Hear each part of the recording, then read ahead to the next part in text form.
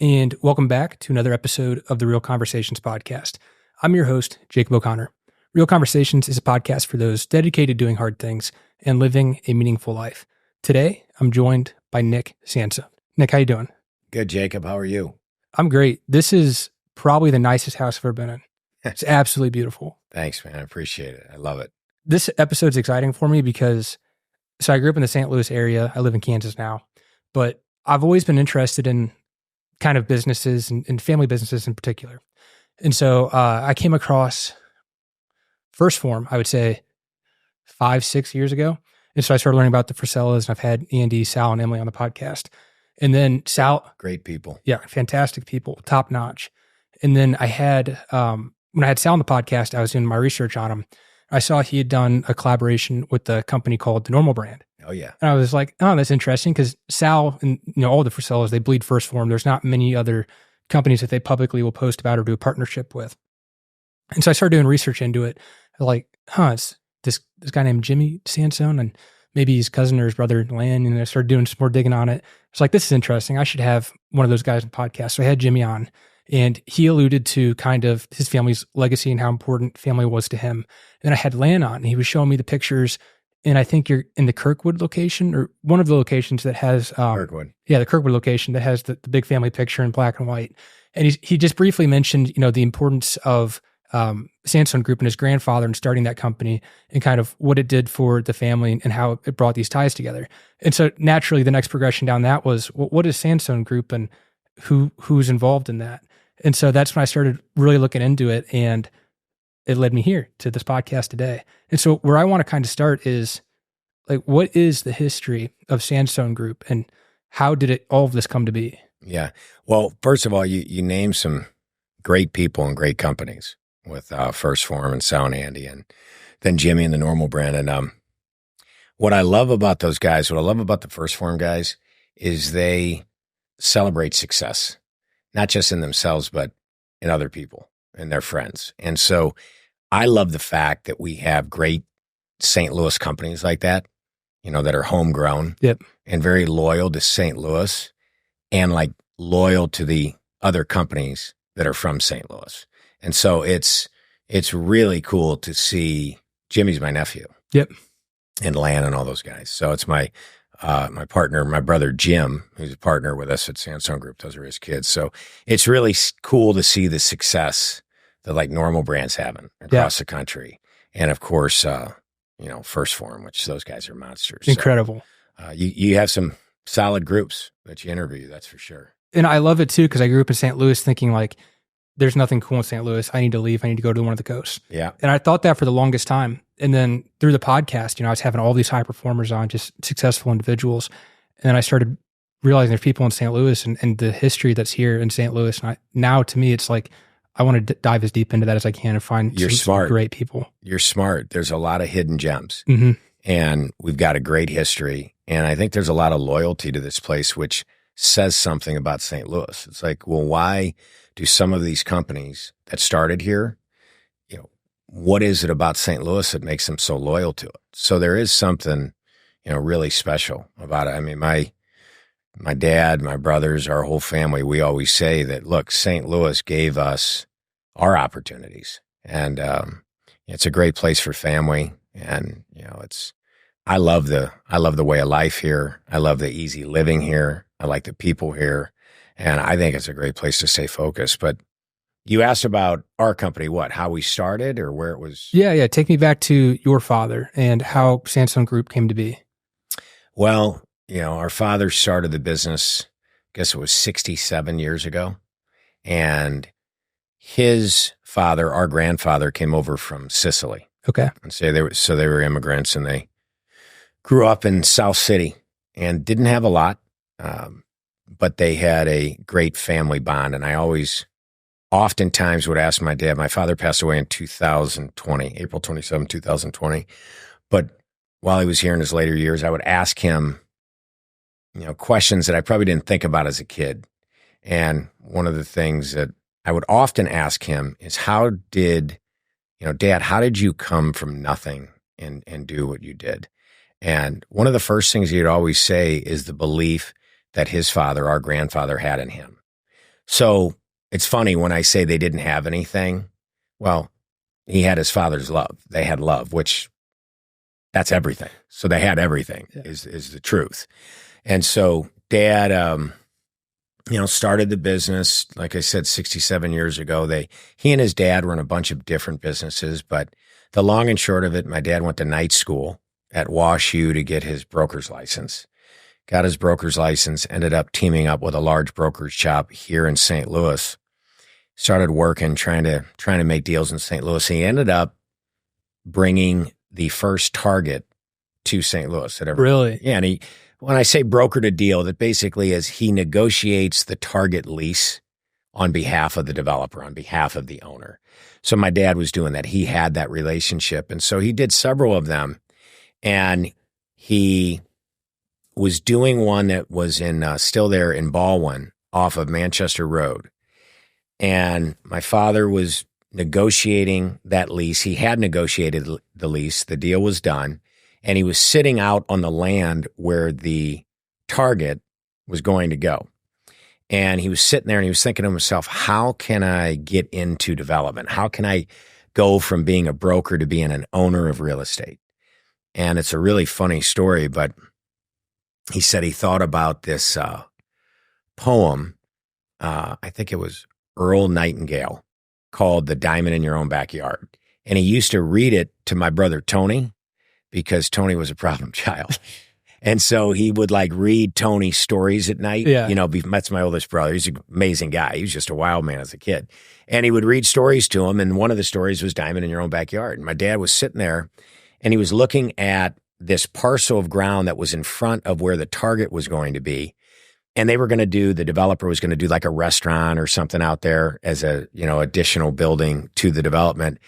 And he thought to himself, that's my diamond in my backyard. That out parcel is my diamond. So he went to a payphone.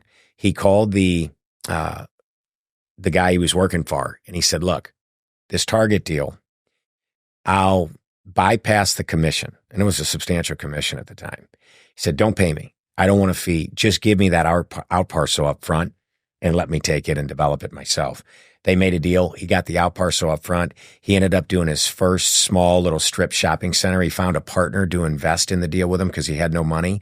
He said to the partner, look, you pay for it. I'll get it leased. We'll go 50-50. They did that deal together. They ended up doing another deal and another deal and another deal. And then it segued into large shopping centers. And that partner was Tom Green, who has since passed as well. But the Green family is a dear friends to the Sansone family, and we still manage some of their assets. But that was a lifelong partnership and friendship. And it really, to simplify that story, how my dad got started is he had a belief in himself and he took a shot. And that shot ended up paying off. And the belief in himself came from the love that he had from his father. That is really cool how you succinctly just break that down. And one of the things that I like about it is the art of the deal. I think there's a conventional way of doing things, and a lot of people can get inside of a box because a box produces certain results, and those results are something that you can start to predict and it becomes comfortable. But for him, and I think it was that poem that you were talking about, just being willing to try something unconventional. Bingo. And then look at all of the compounding that has happened over that 67 years from that one decision into what that is now. You nailed it. Everyone, you hear a lot about the art of the deal and, how to go about business and that. At the end of the day, it's taking that one shot that's in front of you, having the confidence to go for it, and then turning it into a huge opportunity. And that's what he did. That's just incredible. Yeah. What was it like growing up like that? Because you also had a lot of siblings as well, if I remember correctly. I'm the youngest of 8. We had 6 boys, 2 girls. Jeez. What was that like growing up with an ambitious father and then a lot of siblings? It was a tremendous example of the effort it takes to build a business. I mean, we used to take he used to have us take the bus to school, the public bus, which was, different, but cool. And so I would need to be at the bus stop. I think it was at 6:30 to catch it, to get down to the high school that I went to that was in the city. And when I would get up, Dad was already gone. And he was he was an older father. He was 53 when I was born. So when I was in high school, Dad was in his late 60s. And so he was already gone out of the house. And then after school, I would work out, I'd lift weights, or go to football practice. So I wasn't getting home till probably 5:36. Dad wasn't home yet. And so he'd walk in the door probably around 7. So just seeing that, seeing that work ethic without even him saying anything, just in the mornings, him not being there. And in the evening when I get home, he's still not there. Just that alone made you see what it takes. And then, on the weekends, we would go to church or do whatever we were doing. Almost every weekend as a family, if you were with my dad, we'd go by one of his shopping centers for him to just take a look at it.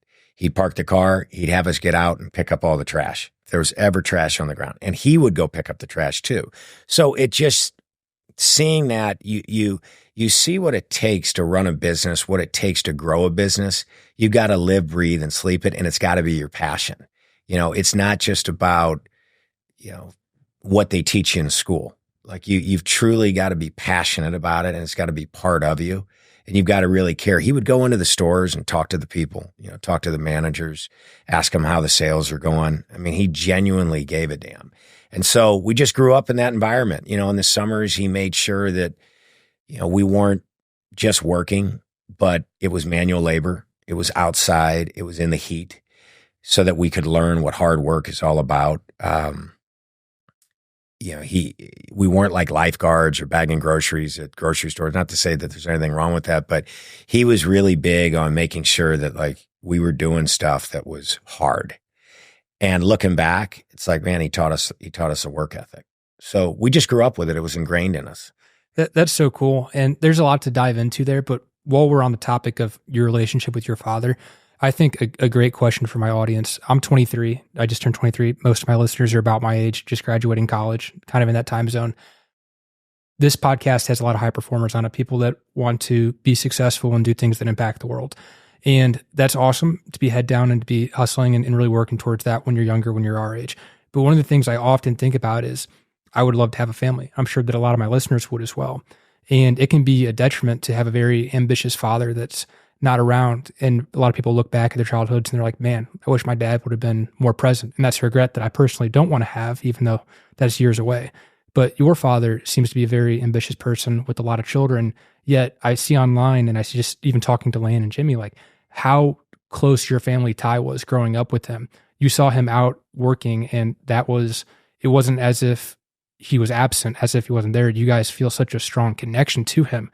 How do you think he balanced that, or how do you think he created that relationship in the midst of all of his energy and ambition to work? Yeah, it's a great point that you bring up, especially in today's world, because I think there's this philosophy out there that I'm all about doing the hard stuff and I'm all about doing the grind, but there's a message I think that can get misconstrued, especially to younger people, which is like, sacrifice, grind. And you're like living for something in the future instead of living in the moment right there. And my father was tremendous at prioritizing.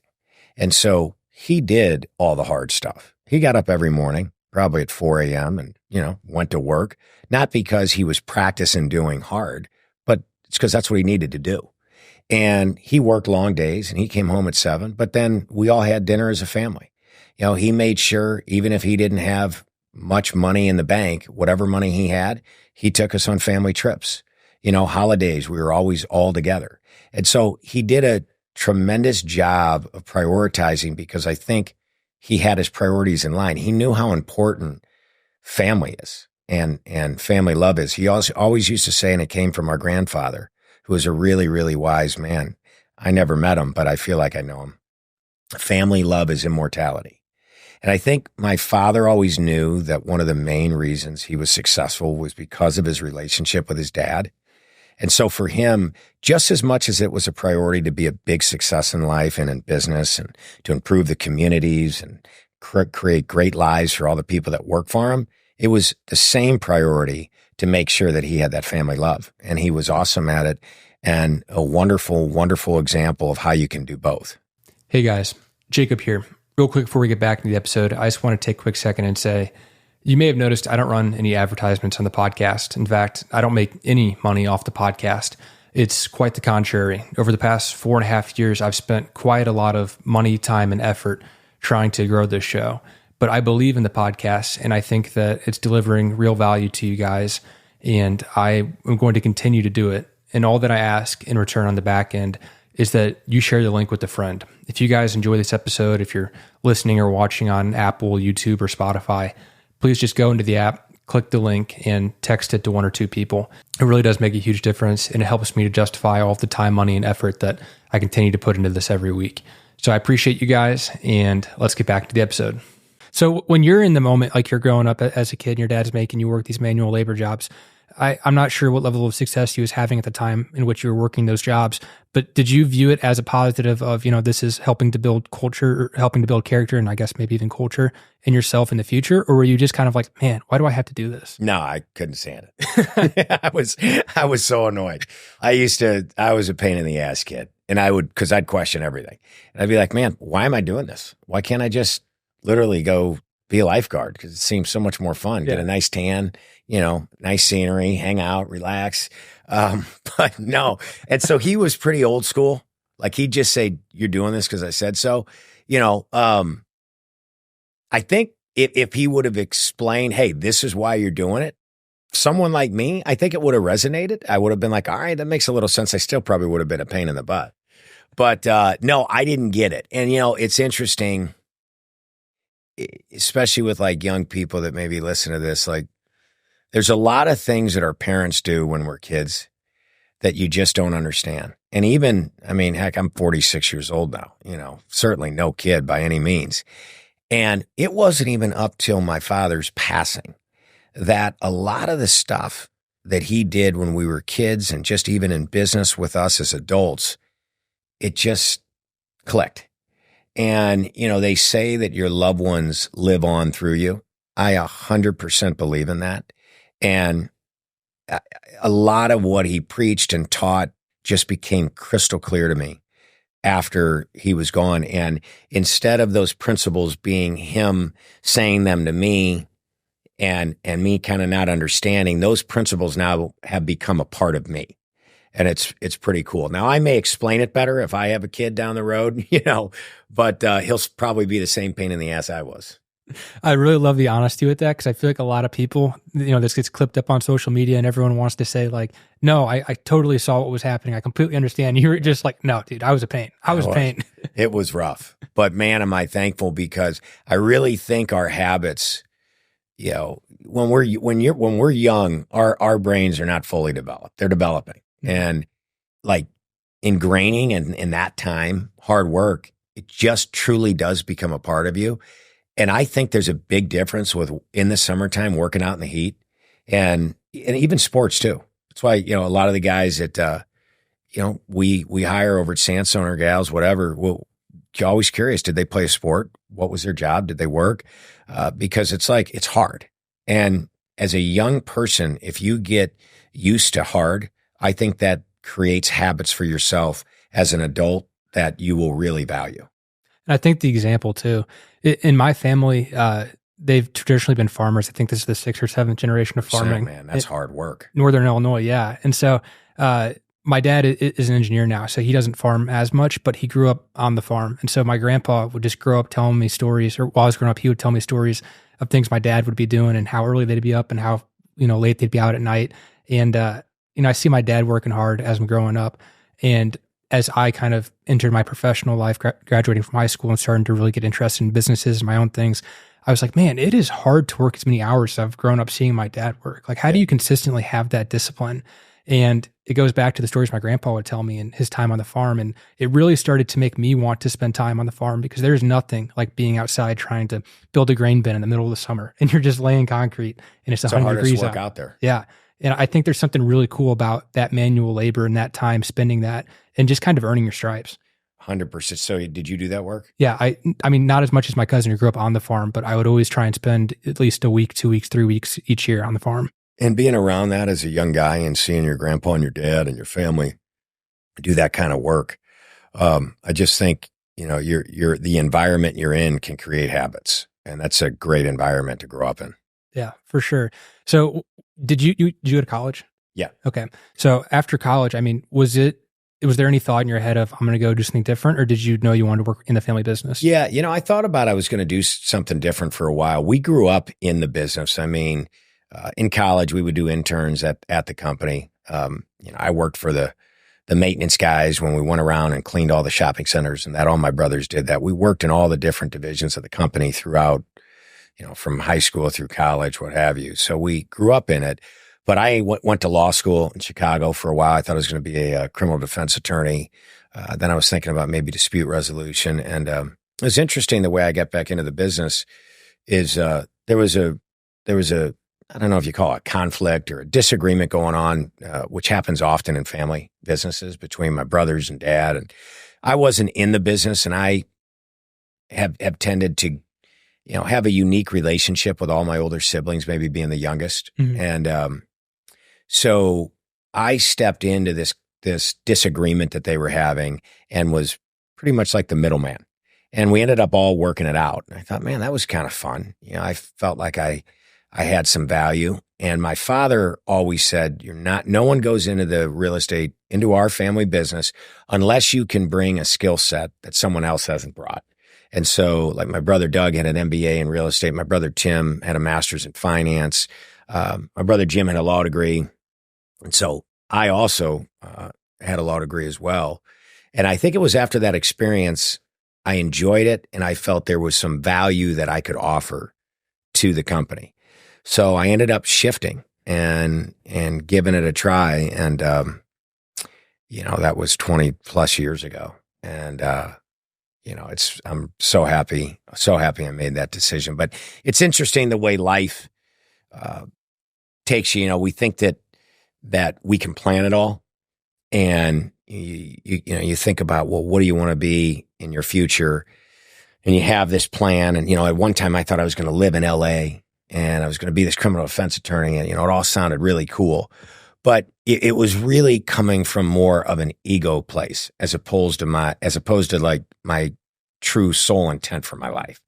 And I think life has a way of figuring out where your passions are and what you're ultimately meant to do.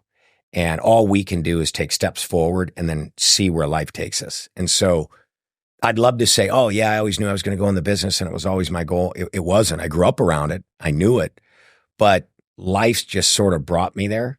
And, I don't regret, one thing about it. And it's been really cool over the last 20 years. Why would going to LA to be a criminal lawyer be feeding your ego? Because it seemed cool.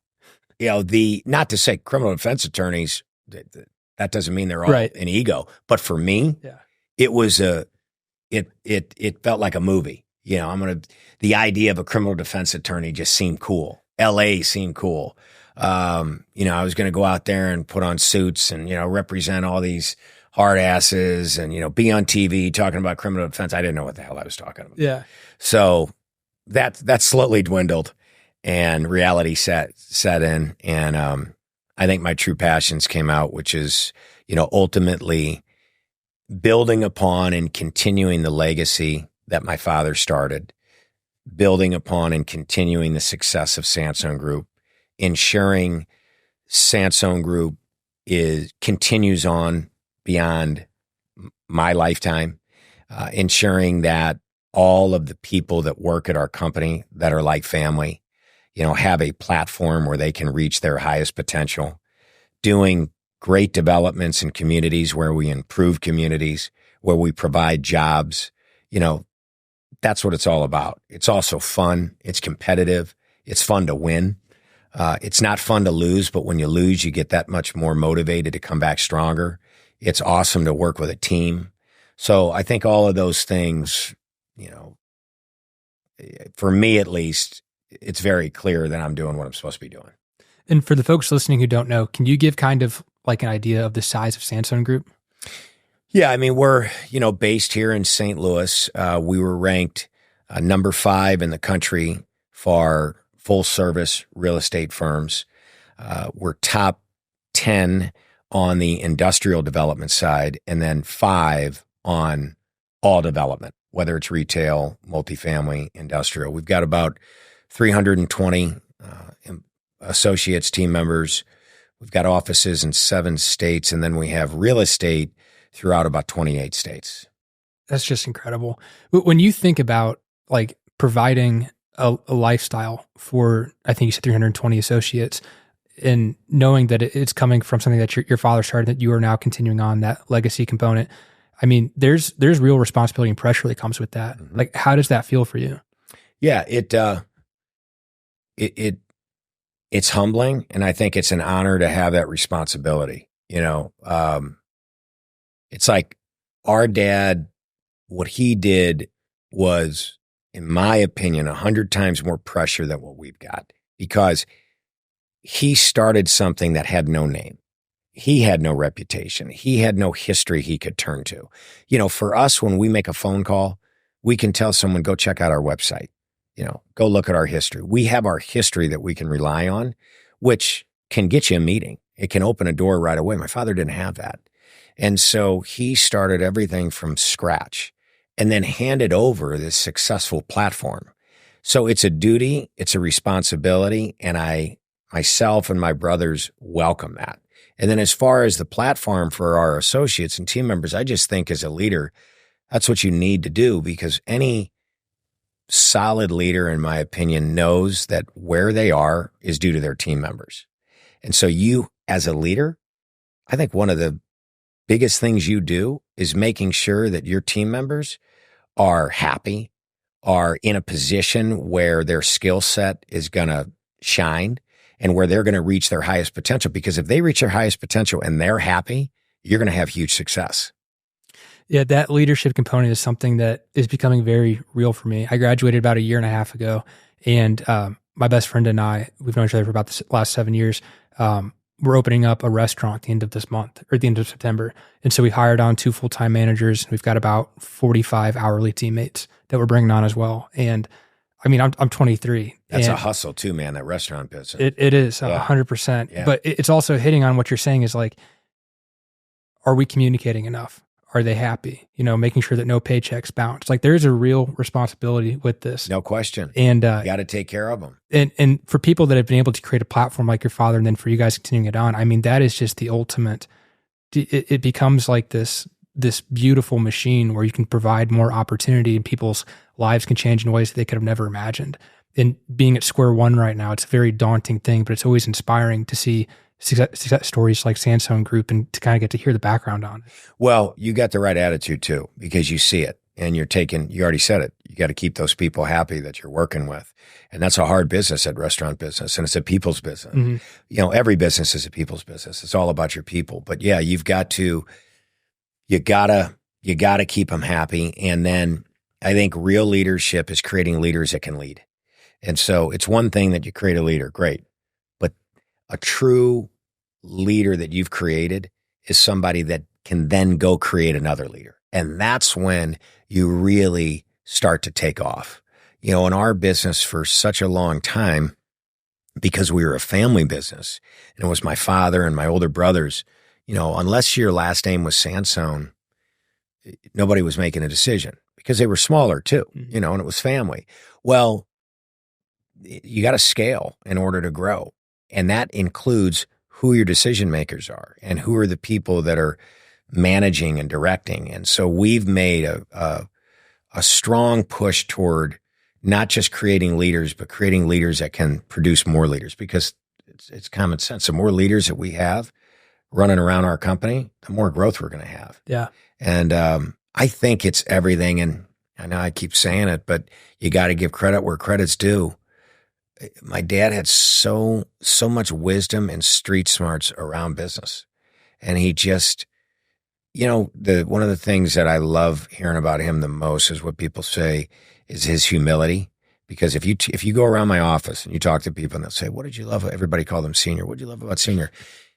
I'm telling you, I would say the thing that you would hear most is they will say that when he was speaking to you, you felt like you were the only person in the room. And he just had that ability. And so he ingrained in us the importance of the people that you have around you. And if you look at any speech that he ever gave for any award that he was receiving, he always honored the team. It was never, ever about him. And the truth is, it isn't about us. That's why we say there's no I, it's we. That's a hard thing to do. I mean, that is much easier said than done, but it's culture building is what it's doing. And your father ingrained that in you guys at a young age. And it takes a lot for you guys to carry that on as well. And I mean, you're operating at such a scale here. And to draw a comparison to First Form, like the culture that they've built over there as well. How about the way they produce leaders? Yeah.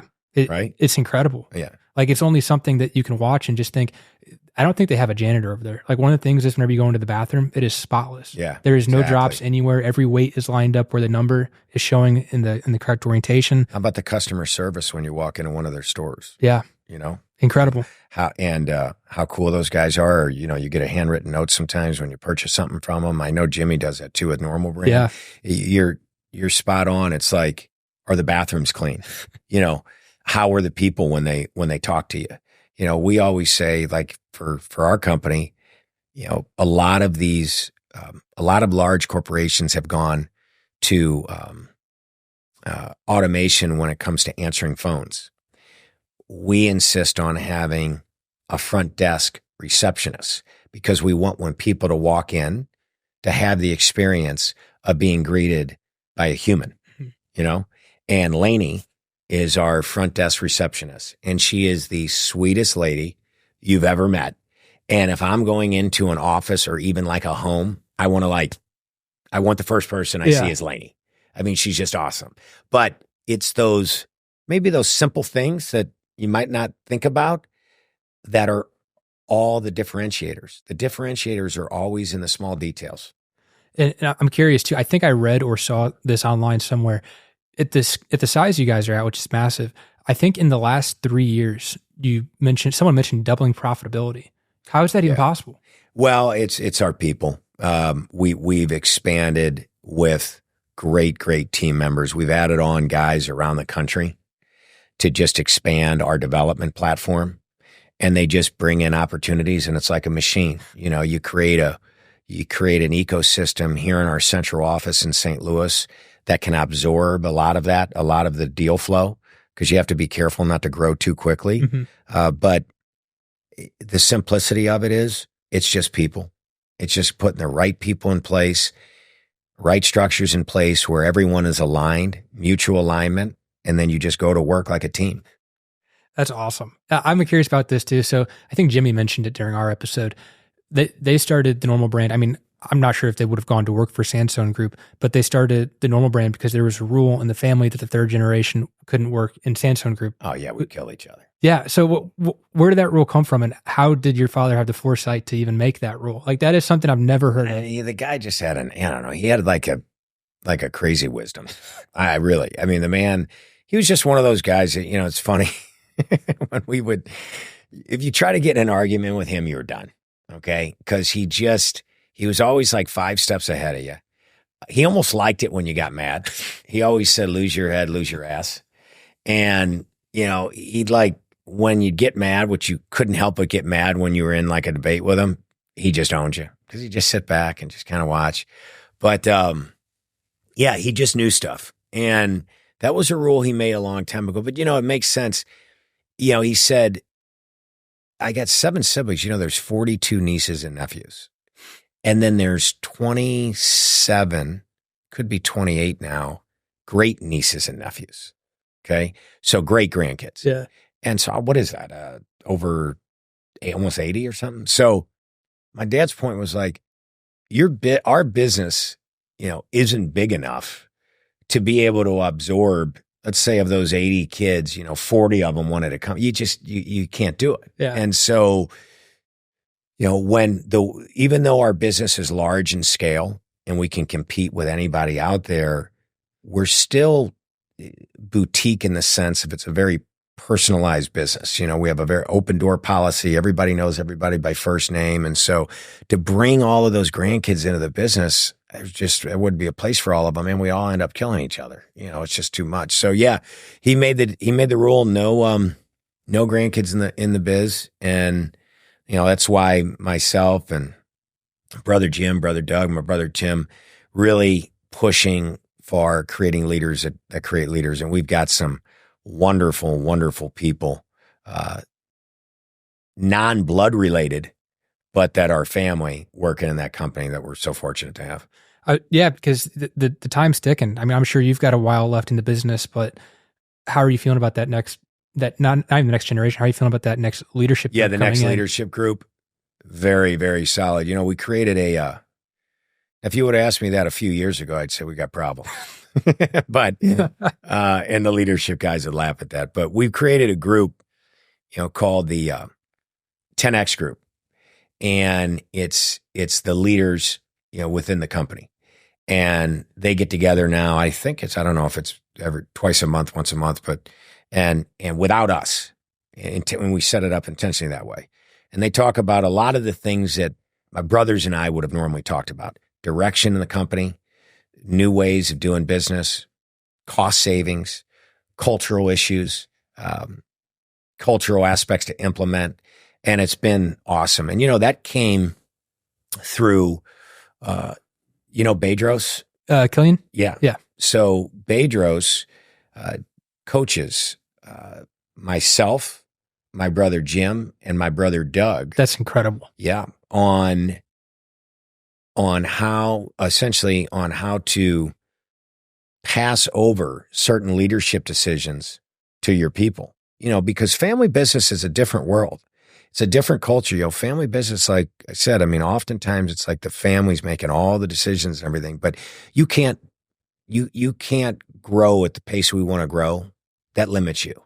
And so we made a push probably about a decade ago to really start creating leaders and delegating a lot of responsibilities so that myself, Jim, Doug, Tim, we can focus on new business, new lines of revenue, focus on our relationships, future growth, strategic plans, that sort of thing.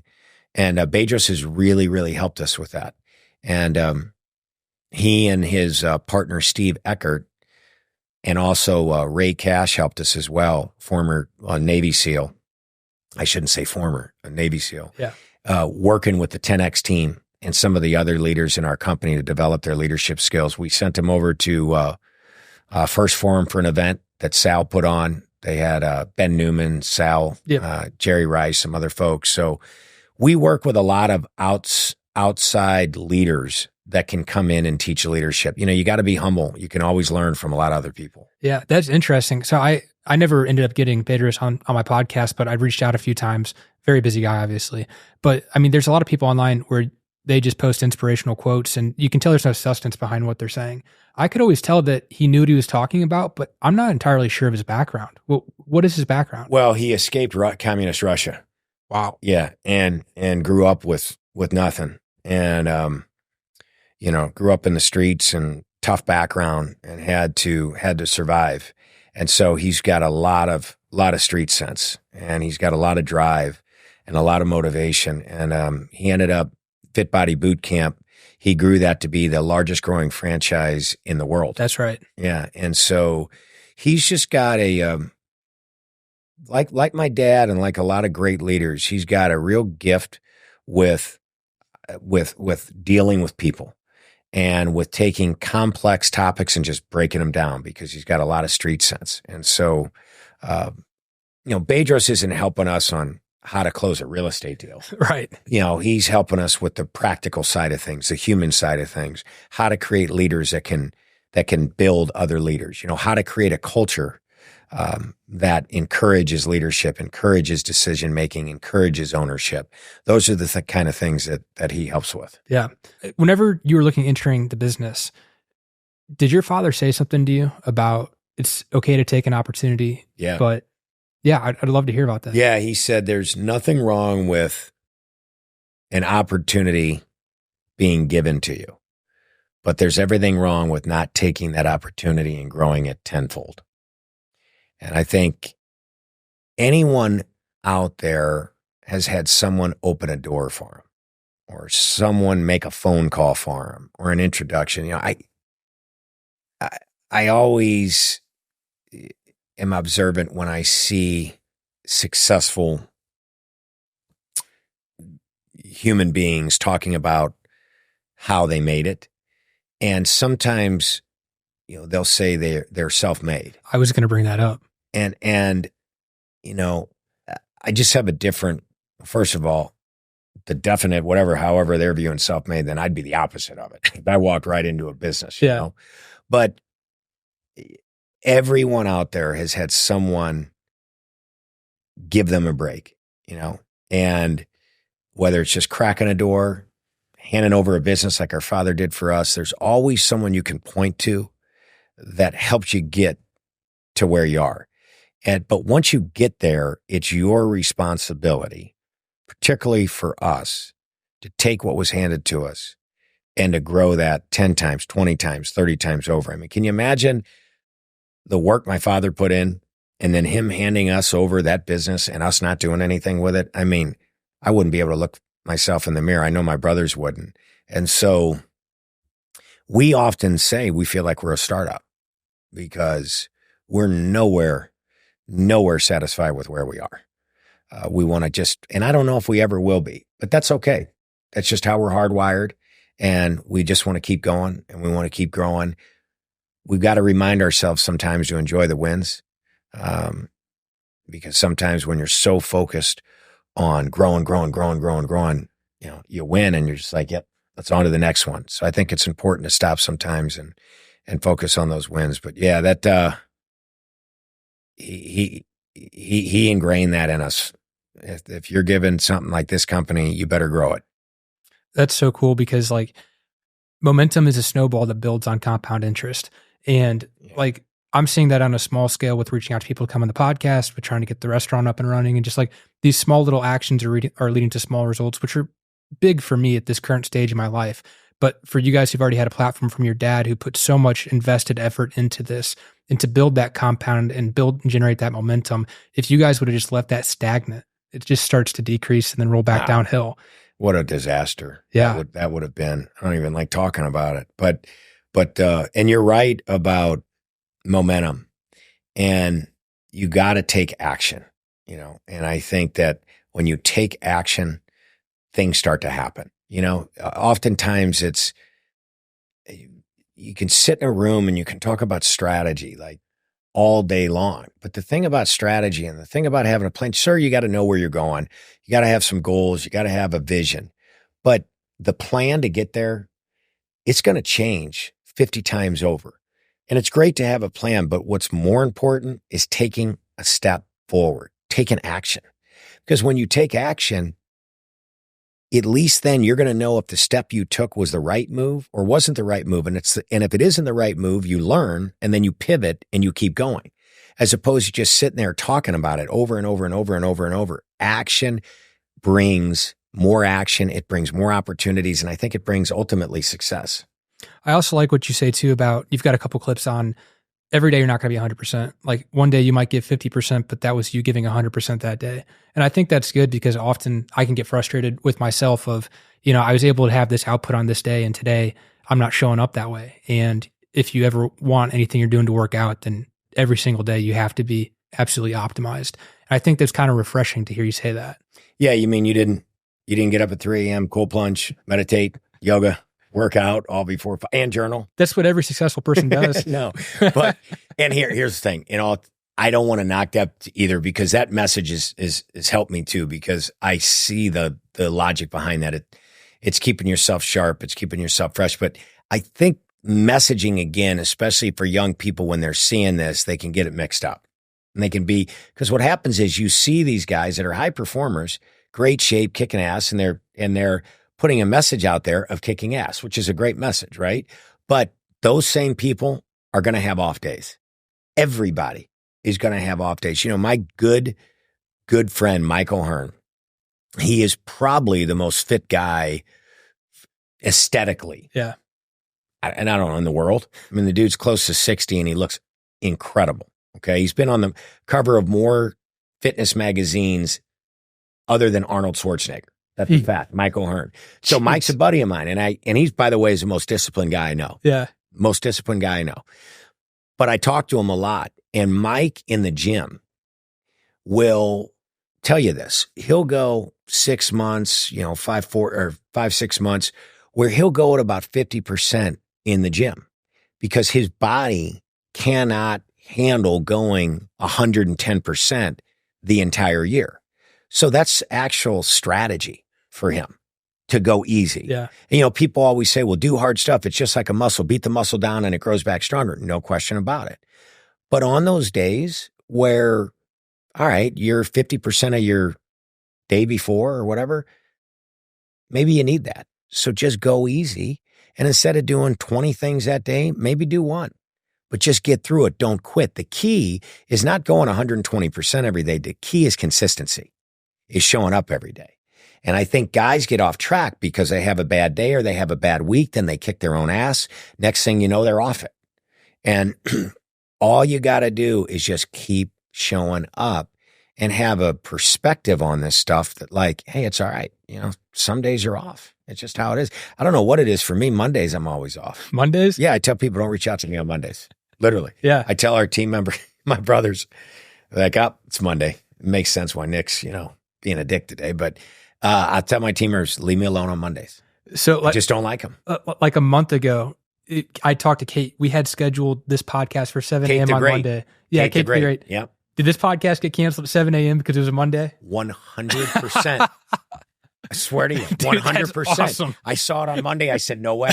Monday at 7 a.m., man. It would have been a disaster. Yeah. I would have been miserable, moody. I would have had nothing to say. I would have been short-tempered. Disaster. Oh, my God. So if you ever want to see an off day from me, just come over on Monday. But here's the thing. I still show up on Monday. But I'll adjust Mondays. Like on Mondays, I'll tell Kate, listen, I don't want to have a lot of meetings on Mondays. I want that day a day where I can ease into some things, focus on a few things, and get it done. My workouts sometimes on Mondays, I'll go through it, but it's not what I might do on a Wednesday or Thursday, but that's part of it. That's part of the strategy. And, later in the week, my meetings will literally be 10 times more than what they are on Monday, but that's part of, that's just part of it. Just a little bit of grace. 100%. And just practicality. If somebody's has a strategy to be successful and get after it, all right, well, have your day in the week where you got a day to just get organized, where you got a day to just get everything together. You got to think like that. And of course, sometimes you don't have the options. I mean, sometimes we're in deals that we're closing that it requires you to grind it every day, no matter what. But even then, some days you're going to be better than others. Yeah. I have a host of questions. How are you doing time-wise? I want to be courteous there. I'm good. Okay. So you're Catholic, right? Grew up Catholic. Yeah. Okay. You read the Bible? I do. Okay. Luke 12:48, to whom much is given, much will be required. Oh, yeah. You ever consider that with your situation? Oh, my gosh, yeah. I would love to hear your thoughts on that. Oh, yeah. I mean, I think that, again, we talked about early on, the responsibility that you have when you've been blessed with so many blessings, blessed with a wonderful company, blessed with the option to lead, that's a big responsibility.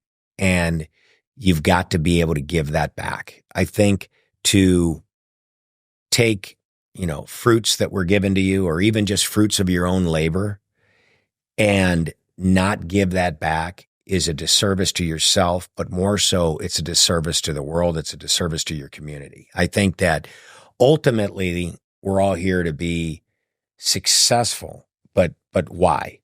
To impact other people. That's the ultimate goal, is to have a positive impact on other people, because we're all in this together. And so my motivation, I've told you already, around the business side, create a great platform for our people, continue the legacy that my father started, right? Those are outside of myself. My motivation for making money and making profit is those things I just mentioned, but also so that I can take those fruits and have a better impact in the world through charitable foundations, other endeavors that I'm doing on the personal end of things. And I don't think that makes me some hero. I just think that that's like part of being human. We're all in this world together. It's tough. We're navigating. We're learning lessons along the way. We got to teach each other and we got to help each other. And so if you've been blessed with all kinds of things and success and money and great mentors and a great father and wonderful brothers and family, to not pass that on, to not give back, I think is like a total disservice to everybody. And frankly, would be a miserable way to live. Yeah, it's like a call on sacrifice and blessing, like to realize what you have, but also to realize what was required to have what you have, and that it's not just free. Like you have to pay it back both through charitable, but also through working out, taking care of your body, and doing other things that you may not want to do, but because you've been given these things, you have a responsibility to continue to put the effort in, to not just sit back and rest on your laurels. 100%. And like working out, I mean, yeah, okay, everybody wants to look good and have a nice physique, but working out, I mean, that's an inside out situation. Like when you start working out mentally, you're better. It's a stress reliever.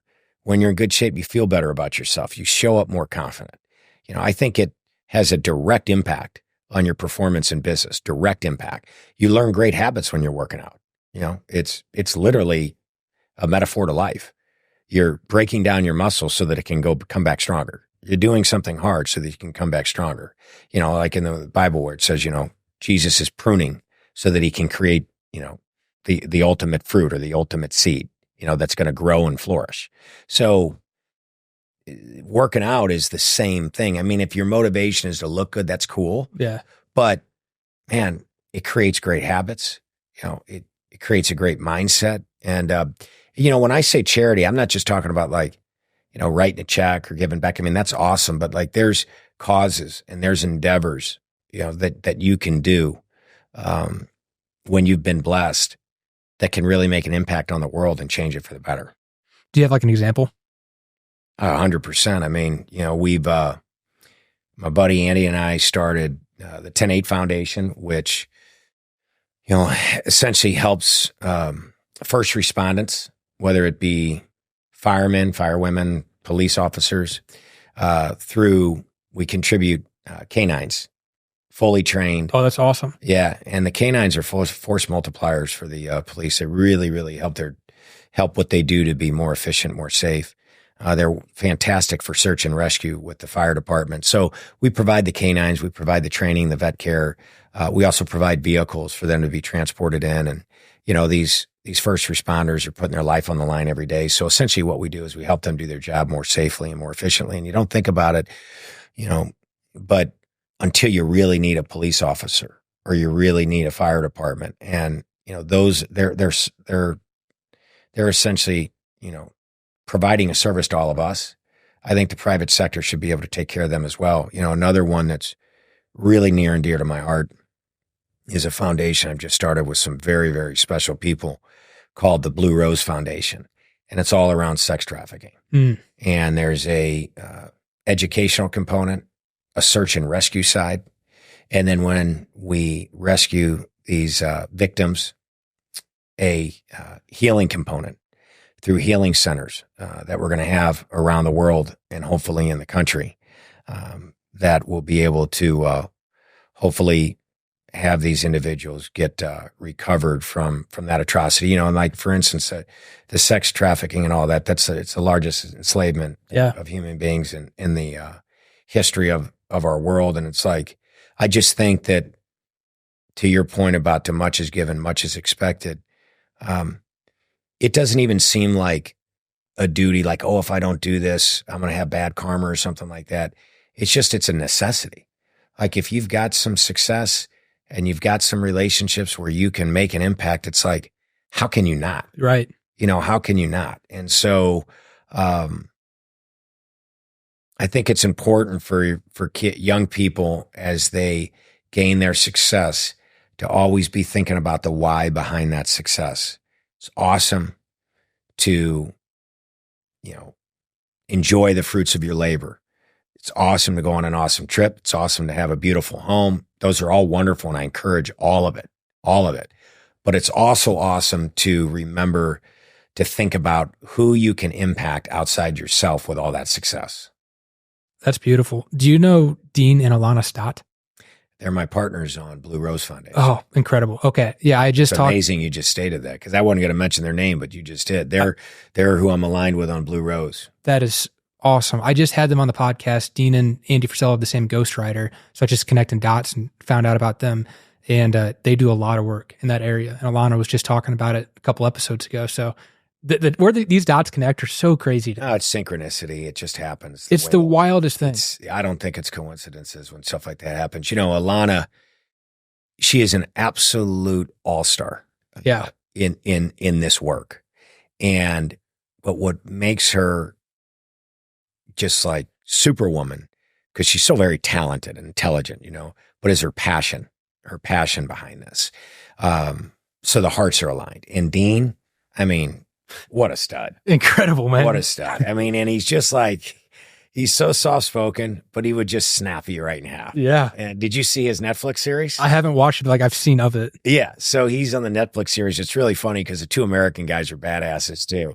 And Dean's like the Brit, and they kind of, he's like stoic right the whole time. And the two American guys are like joking around and goofing off. And it's like, it's a really good combination of personalities. But Dean is, what I love about Dean is he's like a total masculine guy, like you see today, you know, this masculine image of like, he's tough, he works out, you know, he's a badass, he's just, you know, great with guns, he's got the whole, you know, special warfare background, right. But he's also got a huge, huge heart, and he's modest, and he's humble, and he's soft-spoken. And I think that's a true definition of a man, is like somebody that's got all of those masculine traits, but, you know, then has a huge loving heart and leads with love. And that's how Dean is. And it's very humbling to have those two as partners aligned in this mission. That is so crazy. I think it's interesting too, because we were talking about the family component earlier, of how you and your family grew up in a very tight knit and involved in the business. And then I was talking to Dean and Alana, and they involve their kids in their decisions. Because do they really? At any given time, Dean can have to pack up and ship out. Yeah. And they saw that it was pretty hard on their kids, or I guess maybe they thought it could be. And so, you know, obviously they tell them age appropriate information, but basically as a family, they sit down and are like, okay, are we okay with daddy leaving for a little bit? That's awesome. And what a team unit. Yeah. Right. And I had never seen that before. How about what they did in Israel when the Israel crisis happened? Just Dean went over there and rescued, I think, 250 families, and Alana was running logistics back here in the States. I think, if I remember correctly, that was the same mission, because he told the story in the podcast. And I was like, am I allowed to air this? He told me that he bought a bunch of weapons off the black market and had to store them, I think, in Israel or on the way out to Israel, just like in bunkers or literally underground, because of the travel laws and all of that. And I'm like, how did you figure this out? Yeah. How is this a two-person team figuring this out? He has a talent. And it's a totally different world, that whole space. I don't know anything about it. But Dean, from a strategy standpoint and execution standpoint with what we're trying to do, is just invaluable. And it's a great team. But yeah, we got on that topic because at the end of the day, you said to much is given, much is expected. And I think if you even look at it selfishly, you have a more fulfilling life when you are doing things that impact people, communities, places outside of your own. And I think when you say that you have a more impactful, meaningful life, could you draw a connection to that and your push versus pull energy concept that you've talked about before? Because I feel like, yeah, I'll let you take it. You can probably say it better than I can. Yeah, the push versus pull is, again, you hear about the grind, right? You know, you got to grind it. You got to do hard stuff. And I agree with that to a certain degree, to a certain level. You got to have willpower, you know, and you got to have the discipline to keep showing up, and you got to have the consistency. But if your passion is in the right place, my buddy Ben Newman always talks about the burn. Yeah. The burn. Yeah. But if you're, you know, and so I'm certainly not going to take his words, but I know where he's going. I know what he means by that. If your passion is in the right place, and your passion is bigger than you, and it's really, really it will be really, really powerful. You'll be pulled toward it. Okay. So getting up every day, showing up, going to work, doing whatever it is you need to do, it's still going to be tough. It's still going to be hard. But if the end game is something you're just so passionate about, it's going to pull you there. And it's not going to feel like you're climbing uphill. You're going to have those moments. But the best way I can say it is that you're going to need willpower, but you're not going to be drained when you get there. Mm-hmm. Where if you're doing something that's not your passion and you're just pushing through and you're just grinding and you're just being tough, you may still get there, but you're going to be exhausted and you're going to have missed out on a lot of life along the way. And it's like going back to my father, he did the grind. He got up before I was even up going to catch the bus for school. When I got home, he still wasn't even home yet. He did the grind, but he was passionate about what he was doing. So he didn't miss out on the moments in life along the way like his family. And so that's the biggest thing between that pull versus the push. Yeah. And I think two important things for people that are my age that maybe you might be able to shed some light on is we always hear online, find your passion. I really got into like this whole podcasting, self-help, entrepreneurship space when I was 16. And I was like, man, what's my passion? What's my passion? I was so upset that I was 16, didn't have my life figured out. I'm 23 and still don't. But regardless, I was like, what is my passion? And what advice would you give to someone that is younger that's like, man, I don't know what my passion is. Everyone keeps telling me find my passion. Let your passion be finding your passion. Put things in motion. Take steps forward. You don't need to have it all figured out right away. Your passion can literally be define your passion. That's enough to get up in the morning every day. Because you see guys that got their passion, right? And they're fired up. Mm-hmm. You're like, man, I want that. I want to have that. The way to get it is not sitting in a room trying to figure it out and think about it. Take action, take steps, move forward. That's how my passion came about with this whole sex trafficking thing. I didn't dream it up sitting in my room. It happened from, talking to people, seeing things, I've been wanting to do a sex, get involved and help this terrible atrocity with the sex trafficking for like 5 years. Well, it's just developed over the last, several months from just taking some steps and moving forward. So the other thing about finding your passion is I really, really believe it's got to be something bigger than you. Your motivation has to be outside yourself. If you go and talk to SEALs and you ask them how they get through Hell Week, I'm fortunate to know a lot of those guys, and I've asked them that. They'll say they got through it because of the other guy. They didn't want to give up on their teammate. They never said they got through it because they're a badass. They always said they didn't want to give up on their team. So it was something beyond themselves. So to find your passion, think about something outside of you, like, you in the restaurant business. It may be to provide the absolute best experience for people that come in that they've never had anywhere before. And by the way, your passions can change. They can change. It can be something one year and it can be something else the next year because we're always evolving. We're always changing. We're always growing. And in the meantime, while you're figuring it out, just be passionate about bringing your best self forward every day in life. Because if you do that, the things you're meant to do, they're going to show up.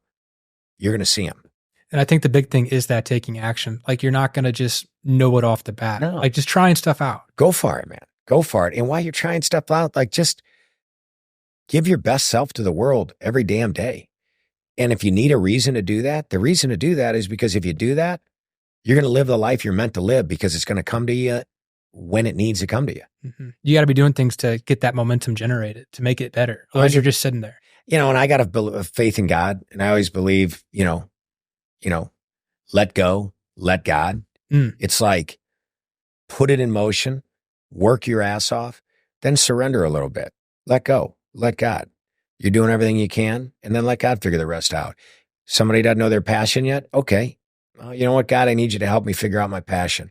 I'm going to do everything I can every day to figure that out. I'm going to take steps forward. I'm going to make sure I work out every day. I got to make sure that the job I'm doing 110%. I'm going to make sure I do the right things for my body, that I get the right sleep, that I don't go out and I, abuse liquor, abuse drugs. And then, God, I need you to do the other part.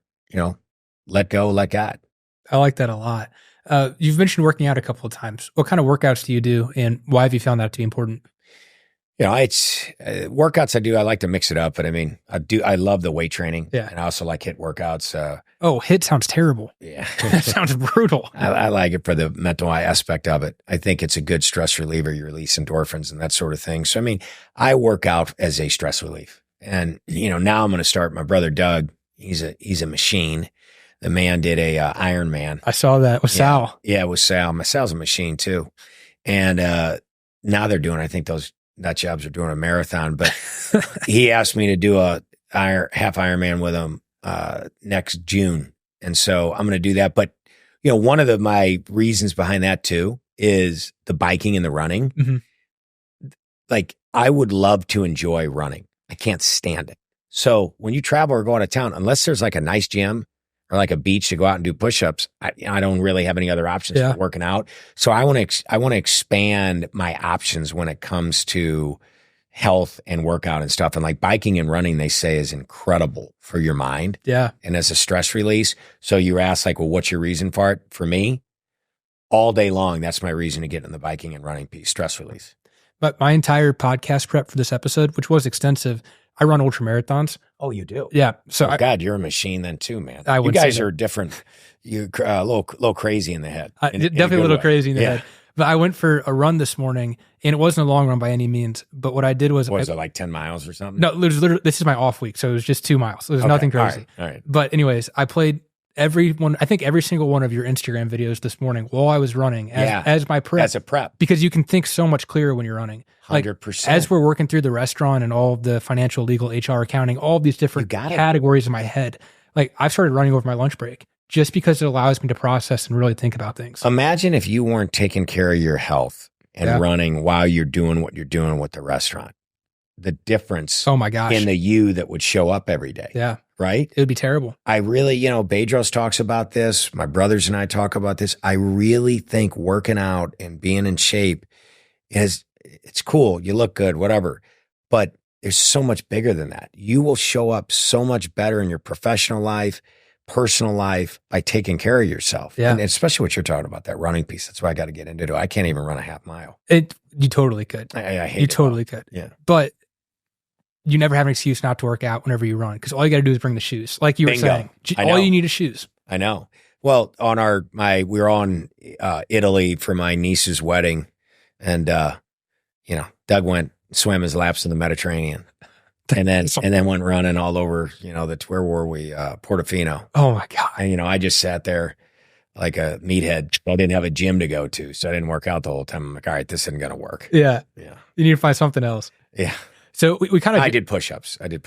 You do a lot of push-ups. It looks like push-ups and burpees. Again, it's mental. It's a stress relief. How many push-ups do you do in the morning? Because I've seen you post this a couple times. It's not an everyday thing, but when I do it, it's let's see, you go from 1 up to 20, and then 20 back down to 1, and I think if you count them up, it's 420 push-ups. Oh, you do a ladder, man. That's terrible. Yeah, and then you do a burpee with each one. So if you do 1 burpee, you can do 4 push-ups with that burpee. So if every burpee you did 4 push-ups, you'd end up doing, I think it's 110 burpees and 420 push-ups. How long does that take? You do it for time. Okay. Anywhere from 18, 19 minutes up to 45 minutes, depending on your pace that day. Yeah. Talk about showing up 100% versus 50%. There's a big variation in time. And I've had that variation. Yeah. That's a great point. That's a perfect example. Yeah. Okay. So we kind of joked about this earlier, but I always am curious about this. We joked about ice bath and sauna. Do you ever do any of those? Yeah. I'm really, really bad at ice baths. I don't think anyone's great at it. Yeah. But I think there's something wrong with my body. Cause like it's my one buddy. He's really, I go over to his house and I try to do the ice bath and I am terrible. At it. But yes, I do them. I have one out here. You have an ice bath? Uh-huh. What brand do you use? I don't know. It's right there. He's the one that Andy told me about it. Oh, he uses plunge, I think. That's what it is, plunge. Okay, nice. Yeah. I much prefer the sauna. Yeah. I'll sit in there for hours. What do you put it at? Whatever you want, 140, 160, there you go. 180. Yeah. Because the infrared only goes to like 140, mm-hmm. but the dries will get up to like 180, 185. And so those are no problem, but I need to get better at the ice bath. So I've got a hack for you. Do you like it? I love it. I do both of them. Okay. Pretty religiously. I've got a hack for you Tell me. for the ice bath though. So do you know what temperature it's at? Yeah, I mean, it goes anywhere from, like 32 up to 52. Okay. Well, I can set it to whatever I want. regardless of what temperature it is, there's something I might have the term wrong, but the concept's right. I believe it's called the mammalian dive reflex. So basically, you get into the ice bath feet first, and so that gets you your first exposure to your legs. So you stand in it. Yeah, so I stand in it. You don't have to do the legs. That's just what I do. But what you want to do is you want to stick your face into the water first, just up to your ears, because there's something about Or your whole body? that's what I do first. I just dip my face in for like a half second because that activates the dive reflex, which I believe is what the like when your body starts freaking out whenever you get the adrenaline rush, that activates it first without having your entire body in there. So you do that, you stand up, kind of take a breath, and then you get in, and it's a little bit less potent. Really? Yeah. So before you get to your ears, you just okay. Yep. That's what I do. The running water makes it harder. Do your feet feel like somebody's taking a hammer to them? Yes, that's terrible. Yeah. Okay. So what do you do? You just deal with it? I put socks on sometimes. You do put socks on? I can't afford one of those nice plunges. I've used them before. Those ones are brutal because it's running water. Whenever you have standing water, it's a little bit easier. But if you're moving around in the water, you're breaking your thermal barrier. So if you were to just sit there and to not move as much, it would be just a little bit warmer. Okay. So you do the socks though? I've done socks before. It's helped a little bit. Yeah, this makes me feel better. Yeah, because so I'm going to try the socks. I buy a livestock trough. So it's a 100-gallon livestock trough to feed horses or cows. I fill it with water, and then I live in Kansas right now. And so during the winter, it freezes over. So then I just break it up and I get in it, and it's brutal. It's just like a cold plunge. But the socks made it just a little bit easier. And you get, I guess, the mental clarity. Yeah. And just oh my gosh. It's endorphins, and it's like a rush. Yes. Yeah. Yeah. They compared it to crack, actually. Wow. Okay. Yeah. I listened to a lot of Dr. Andrew Huberman. I believe it's been compared to crack. Do you do it daily? Not crack, no. No, I'm kidding. That's a joke. Yeah. No, if I had an ice bath, I would. I do it probably weekly or bi-weekly at this point because I have to buy all the ice and shovel it in. But during the winter, I'll do it pretty often. Yeah, it's intense, man. Good for you. Yeah, I really enjoy it. Do you run in the winter? I do, yes. Okay. Yeah, and the ice bath helps me recover faster because I noticed my body was getting so beat up, and so the ice really. How are your knees with the running? Better now. Okay. So when you first start, it really hurts, but then you can build up. Like you have this anterior tibialis right here, which is common for shin splints. Exactly. But there's exercises you can do to build that up, which makes your knee pain go away a little bit less. I also play basketball every Sunday, and so that's like quick twitch movements, and I still do weightlifting. Weightlifting, I hear, is really important. Yeah. With the running, it can be a solid substitute to strengthen everything. Yes, not that I know a lot, but if you have questions, feel free to ask. 100%, once you start running, man. Yeah, if you've done those marathons, that's intense. Yeah. Would you say super marathon? Ultra marathon. How many miles is that? Anything over 26, which is a marathon. Yeah, it's pretty fun. It's psychotic, I guess. Yeah. Okay, I got a couple more questions for you, and then we can wrap up. Yeah. One of the things that I've been kind of surprised about because I would say I was very fortunate to start the podcast when I was younger, and so I was able to get over kind of the social anxiety of reaching out to people to come on the show because I just reached out to literally thousands of people at once, and you get rejected very quickly, and then it starts to sting a little bit less. But I've been talking to folks that are my age that are going out into professional workspace, and it's like I can see it, they want to do stuff, but they're missing out on mentorship. They're missing out on building their network and people that can really help just speed up that learning curve. And I think that's such an important part. So I was going to ask you, like, what advice would you give to someone who is younger in their early 20s, just trying to get their career figured out about building a network and actually starting to form meaningful relationships, like not transactional one-offs, I'm going to use that person to get a job, but actual meaning relationships that can help them in the long run? Yeah. I mean, you're the circle that you have is so critically important. I mean, I think that the difference between us sitting here now and 5 years from now, I think is going to be the people that we know, possibly the books you read. And that's the difference maker. Yeah. I really think so. And so developing that circle of people, I think is critical. And I mean, today, I think it's a lot easier to do because everybody is so much more connected. I mean, you can go on the social media and you can follow a few guys that, you can essentially have in your circle just by seeing what they're putting out on a daily basis. But depending on what industry you're getting in, I think it's so important to go to somebody that's already done it, and if you can work your way in to be able to shadow that person, one day a week, be able to just get around them where you're not getting paid, you're not getting anything other than just learning from them.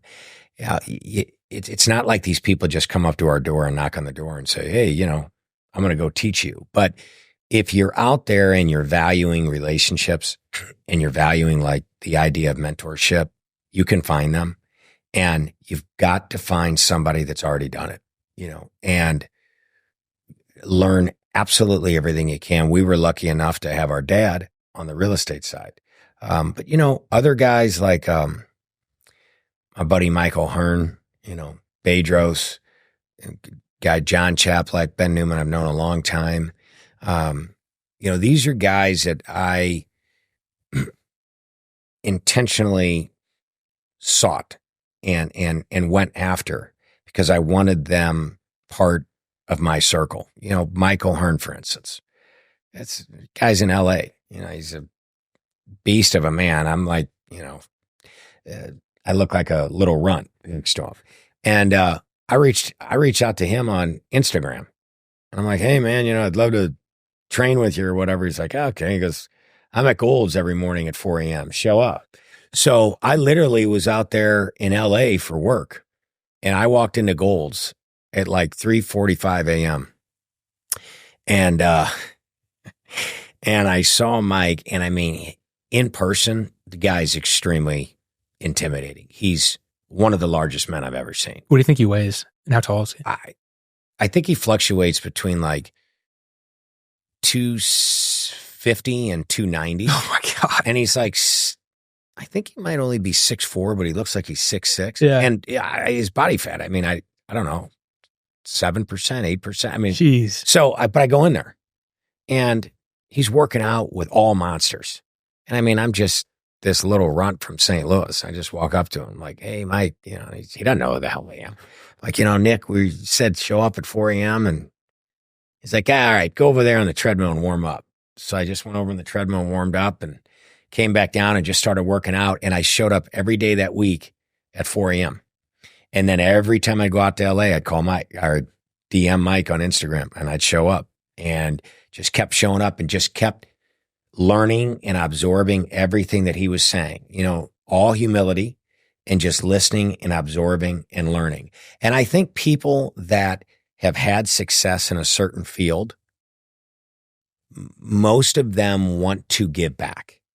And so if they see a guy that's humble and truly, truly hungry to learn and isn't just going to waste their time, they're going to give back and they're going to teach you. So that's what I would say to young people is that, like, if you're serious about it and if you're truly humble and you truly want to learn, because don't waste those people's time. You know what I mean? If you really want it, there's anybody that's been successful will give it back to you if they feel that you've earned it and they feel that you're not going to be a waste of their time. And a waste of their time is somebody that's not going to, that's going to do it short lived. I mean, Mike, that was back when I was that was 7 years ago. And to this day, I still do 4 a.m. workouts because of his influence. And we're now, he's one of my closest friends. I can't believe it was that easy. You just DM'd him and he said, yeah, well, and then you were there. But it wasn't easy. I mean, I'm telling you, when I tell you how stupid I felt that first day when I walked in, yeah, I was so uncomfortable. I almost did go in when I saw him and his group. I'm like, man, but that's I think that's how a leader should be, is like, okay, you want to learn? All right, come on. We'll see if you want to learn. And it's not like you're just welcome into the crew, right? Just because I showed up one day at 4 a.m. I mean, I was going out there for, a year's time and working on my own back home. And, you can, guys that I think have made it and have had some success can sense bullshit from a mile away. Yeah. And can sense if somebody's really, really wanting it and really wanting to soak up that knowledge and is going to pay that knowledge forward. Well, and you really had to leave your ego at the door too. 100%. You've got to. That ego serves you nothing. Because, I mean, you've been very successful in your field, but he doesn't know you for that field. Like, you have these different identities based on who you're around and what you're doing. Bingo. And so you were in that sense naked. He didn't. Completely. He doesn't know who Sansone is. Oh, my God. And my success in health and fitness was, on a 1 to 10, I was a 1. Yeah, you were any other average Joe walking in there. And I mean, that's how almost every podcast feels. Like it's this imposter syndrome of, man, what am I doing here? And then it's like, no, you should force yourself to do it. It's gonna work out. It's gonna be a good thing. And yeah, I think that's so cool that you were willing to do that. Well, we all have that voice in our head. Every one of us, no matter how successful, it's just a matter of how you handle that voice. And I think the more success you get, the more confidence you get, and the more awareness you get of that negative talk. But we all have it. That voice comes up all the time. What are you doing? Who do you think you are? What are you doing on a podcast? Oh, what are you doing thinking you're going to go save the children? What are you doing? And you're aware of it, you hear it, and then you trumpet with that positive voice. And like for you, I mean, when that happens, oh, well, who am I? Who do I think I'm doing talking to these guys about business and this or that? Well, who are you not to? Our greatest fear sometimes is not what we feel we're lacking, but what we ultimately could be. We want to stop ourselves from being that. And I just look around. It's like, well, if that guy can do it, why can't I? For you, if Joe Rogan can do it, why can't you? Yeah. And it's all, I think, about what your intentions are, what you lead with, what your reason behind it is, where your ego is, the place you're coming from. And, for whatever it's worth, I think you come off really genuine, authentic, and you ask great questions. I appreciate that. That's basically my defense mechanism is I've realized just be the student. Like no one is, you're not going to be the one that's talking. You're going to interview the other person. Just try and be the student and let your curiosity lead the conversation. It's funny. My dad used to always tell us that people love to talk. And so I've had conversations before with guys or companies that we want to partner with in business. And all I've done in the conversation is ask them questions. And they've talked the whole time. And I swear to you, I've said nothing. Yeah. And at the end of the conversation, man, that was an awesome conversation. I'm like, yeah, it was awesome. Yeah. But I didn't say anything. But we connected because people like to tell their story. They like to share their story. And so when you come in as the student, that's like it was with Mike, I think people have an inner desire to pay forward what they know to people that are really going to value it. And so I think your approach is the right one. I appreciate that. Nick, where can people find you online if they want to connect and learn more? On Instagram, Nick G. Sansone. And then, we got Sansone Group, our website, www.sansonegroup.com. I'll link those in the description for you guys that are interested. I'm at Jacob O'Connor. The podcast is at Real Period Conversations. And I've noticed you've been posting a lot more. They call them talking head reels is what they are. But basically it's you kind of sharing your thoughts. Yeah. What is the strategy behind that? Strategy, kind of like we're talking about, is to pay forward a little bit. Yeah. And I think in today's world, I think it's important as a leader to put a message out there that you believe in. Also from the real estate standpoint, we want people when they think about real estate that they think about Sansone Group. And so the way to do that is to be in front of people, whether it's through advertisements, social media, showing up at conferences. You got to be relevant and you got to be out there and you got to put yourself out there. And I think if you don't get on board with that train, you're going to get passed up. And you're putting out the culture too. And I think that's something that First Form does really well is they're the best. You want to buy their product because you know who's behind it. And I think that's what I see you doing with your videos now. First Form's been a big motivation for us on the culture side of Sansone. We learn a lot from those guys, circling back to where we started from the beginning. I love having local companies that are kicking ass because one thing you mentioned about being humble, we got no problem learning from others. And I mean, heck, we learn from Normal Brand. We learn from First Form. And it's really cool when it's your friends or your family that are running these successful companies.